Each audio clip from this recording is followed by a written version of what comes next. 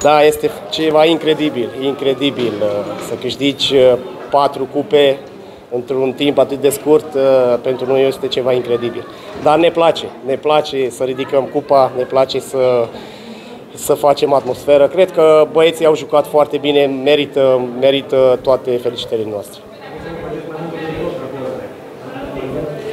Credeți-mă că joi chiar am vorbit cu directorul care e la club și am zis să facă loc pentru cupă, că așa se face, zic, am făcut și până acum, mereu am făcut loc.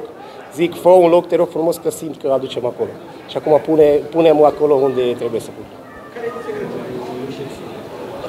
Secretul, nu cred că e vreun secret, este seriozitatea clubului, echipei. Normal, când ești serios și dai pentru jucător totul, să aibă toate posibilitățile să se pregătească pentru meci, să n-aibă gânduri că n-are banii la zi sau ceva. Eu zic că asta e. Trebuie să dai jucătorului totul, să poți să ceri totul. Și eu zic că la noi a ieșit. Avem un grup foarte bun, un grup unit și ca echipă și ca conducere.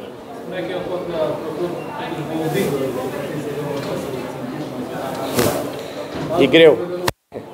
Da.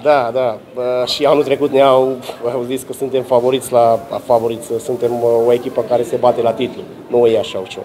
Nu putem să ne batem la titlu încă. Nu suntem o echipă și niciun club așa tare financiar să putem să ne batem la titlu. Dar vrem să prindem play-off-ul și după aia putem să vorbim și de mai mult.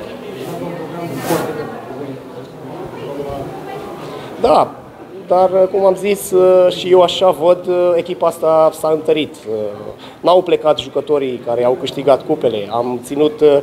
Chiar am vrut să ținem majoritatea jucătorilor care au jucat și anul trecut. Am adus, eu zic, jucători care o să ne ajute în timp. Echipa asta, un Debeliuc, un Alimi, un Calacu.